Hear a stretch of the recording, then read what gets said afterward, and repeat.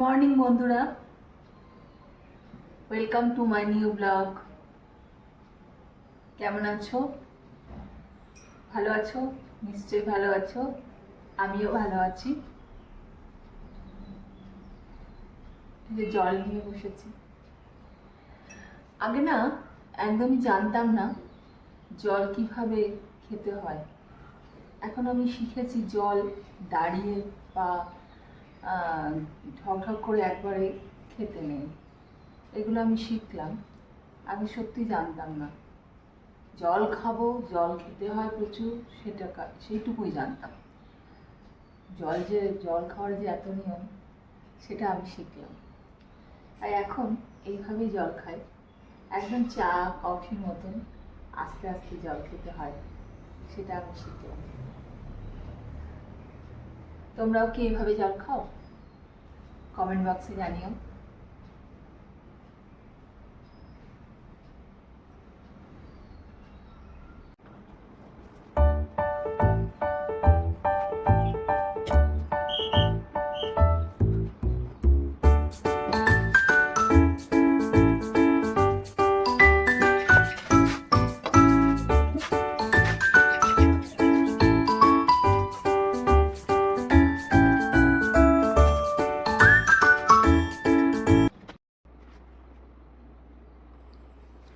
আজ তোমাদের দেখাই আমি ব্রেকফাস্টে কি খাই।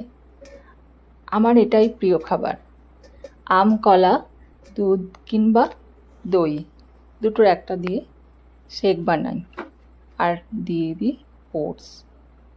আম কলাগুলো ছোটো ছোটো করে কেটে আজকে যেমন দই দিয়ে বানিয়েছি, দই দিয়ে গ্রেট করে নেব, তারপরে ওটসটা দেব। গরমকালে বলো, আজ গরমকালে তো ভীষণই ভালো। আর এমনিতেও আমার না এই খাবারটাই শ্যুট করে গেছে। এই রুটি বলো পরোটা বলো এখন আর কিছুই ভালো লাগে না খেতে। আর প্রচণ্ড খাবারটা হেভি হয়ে যায় রুটি খেলে। রুটি তরকারি আগে খেতাম তো খুব হেভি হয়ে যায়, তো সেখানে দেখেছি আর দুপুরবেলা খিদে পায় না, খিদেটাই একদম চলে যায়। এই জন্য আমি হালকা খাবারই খাই, ওটস দিয়ে, আম কলা দিয়ে। এখন তো আম আছে তাই, নাহলে কলা দিয়েই খাই, আর কিছু ড্রাই ফ্রুটস দিয়ে দিই, ব্যাস। খুব সুন্দর খাবার। অনেকে আছো আমার মতন খাও, জানি।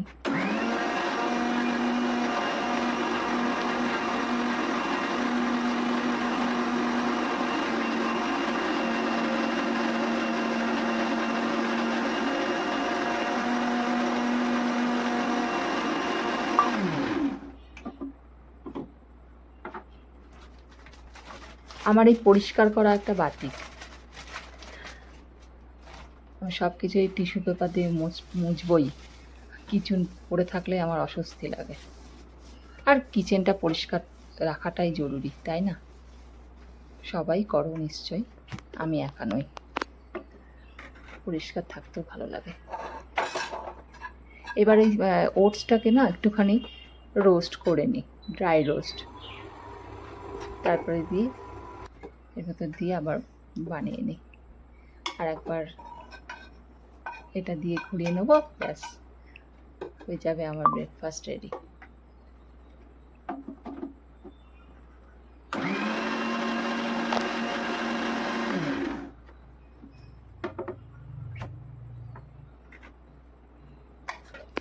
এর মধ্যে দেব ড্রাই ফ্রুটসগুলো দিয়ে দেবো।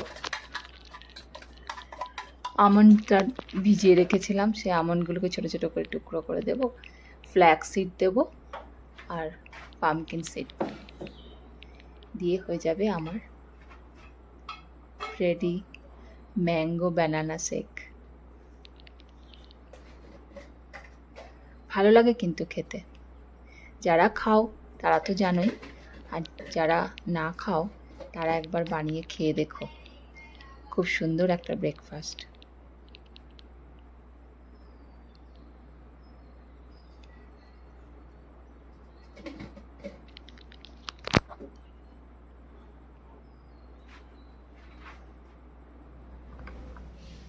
আজকে তো শনিবার, আমরা নিরামিষ খাই।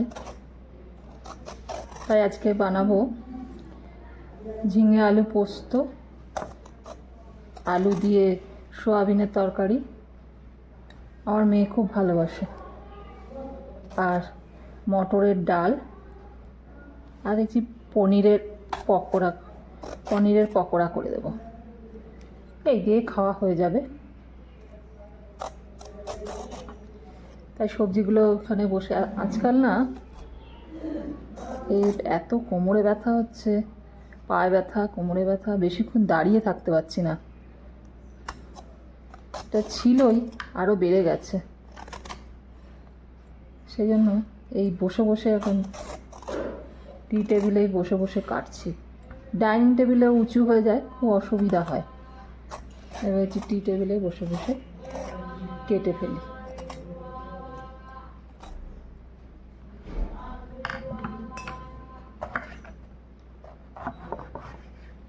আস্তে আস্তে শরীরে কত কিছু প্রবলেম তৈরি হচ্ছে।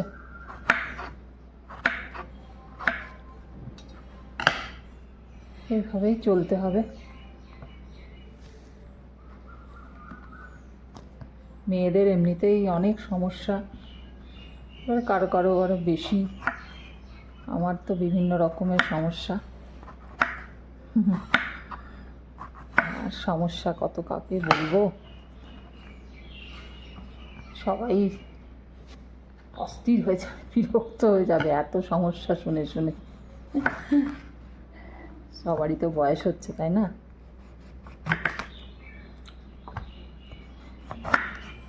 এই নিজের মতন করে প্ল্যানিং করে চলতে হয়। কষ্ট হলে বেশি, যে কাজে বেশি খুব কষ্ট মনে হচ্ছে, সেই কাজটা কম করব, তাই না?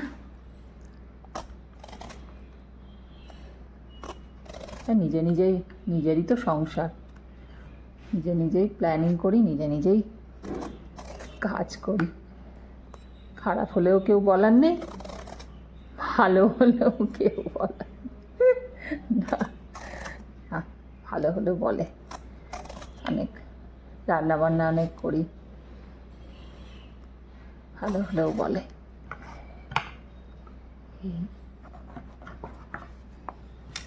রোজ কারা রান্না বান্নাতে কি আর দেখাবো। সবজিগুলো কেটে চলে যাই কিচেনে, রান্নাটা তাড়াতাড়ি চাপিয়ে দিই। গরমটা আবার বাড়ছে, গরম বাড়লেই কষ্ট খুব ভালো লাগে না। বেশিক্ষণ রান্নাঘরে গ্যাসের সামনে দাঁড়িয়ে থাকা খুব কষ্টকর, তাই না বলো? তাড়াতাড়ি হুটোপাটি করে রান্না বান্না করে বেরিয়ে আসলেই হলো, বেশি কিছু পদের দরকার নেই। আর গরমে কেউ খেতেও চায় না। ঠিক আছে, চলো চলে যাই কিচেনে। রান্নাঘরে কড়াই চাপিয়ে দিয়েছি, আর সোয়াবিনটা বয়েল হয়ে গেছে। কড়াইতে তেল দিয়ে দিই।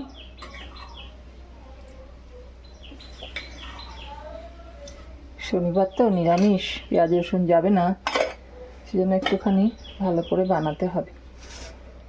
সবজিগুলো তো কাটা হয়ে গেছে, আর এদিকে মশলা রেডি করে নিয়েছি। জিরে, আদা, ধনে, হলুদ সব দিয়ে মশলাটা রেডি করে নিয়েছি। তেল গরম হয়ে গেল, শুকনো লঙ্কা দিয়ে দিলাম।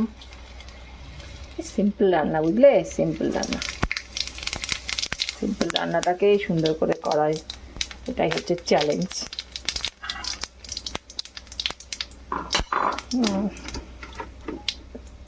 এবার দিয়ে দিলাম সবজিগুলো। আলুর সঙ্গে পেঁপেও দিয়ে দিচ্ছি। আমার বর আবার আলু খায় না, এর জন্য সেখানে পেঁপে দিয়ে দিলাম।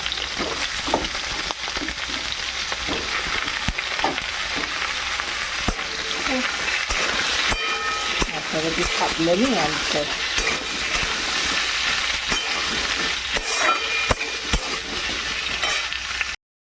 দেখো, কালারটা কি সুন্দর হয়েছে না? কত সিম্পল রান্না, একটু যত্ন করে করলেই তা আরও অনেক সুন্দর লাগে, তাই না? মানুষের জীবনটাও তাই, বলো? একটু সুন্দর করে প্রেজেন্টেশন করলেই আরও লাইফটা আরও সুন্দর হয়ে যায়। খুব সিম্পল লাইফটাকে আরও সুন্দর করে দেখা যায়। একটু যত্ন, একটু ভালোবাসা, তাতেই মানুষ খুব সুন্দর খুশি থাকে।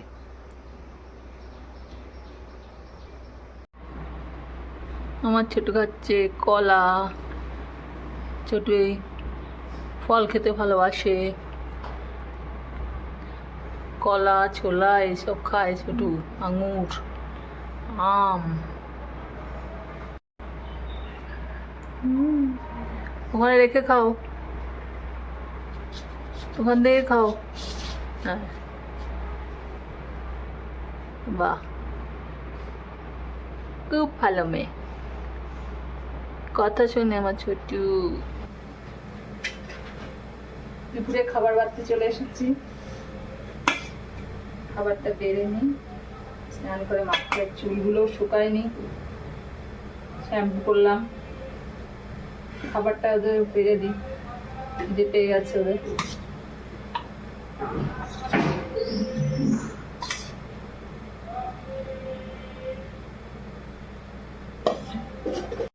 Good evening. কালকে আমরা বেনারস যাচ্ছি, টিকিট হয়ে গেল, কাল রাতে ট্রেন। মেয়ের কিছু ডকুমেন্ট ওখান থেকে কালেক্ট করতে হবে, মেয়ে বিএচইউতে পড়তো, তো সেই ক্ষেত্রে দিল্লিতে এখন অ্যাডমিশন নেবে, তার জন্য কিছু লাগবে, মাইগ্রেশন বাগেরা বাগেরা। তো চলো দেখা হবে তোমাদের সঙ্গে বেনারসে। এবার বেনারস থেকে ব্লগ করব। 3 বছর ধরে যাচ্ছি, তবু আমার কাছে বেনারস অদ্ভুত সুন্দর লাগে। গরম আছে, তবুও ঘুরতে ছাড়বো না, কিছু তো সময় যাবই, মন্দিরে তো যাবই, আর ঘাট আমার ভীষণ প্রিয়। তোমাদের কার কার কোন ঘাট ভালো লাগে জানিও।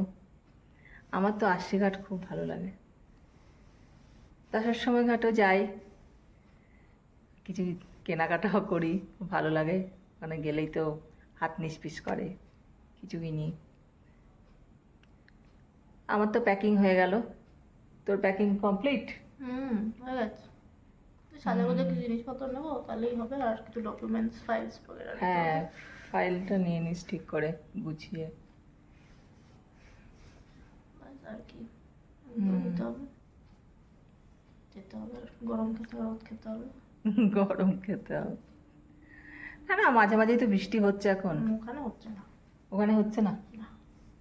ও হতেও পারে, হতেও পারে, ভাবলে ভালো লাগে।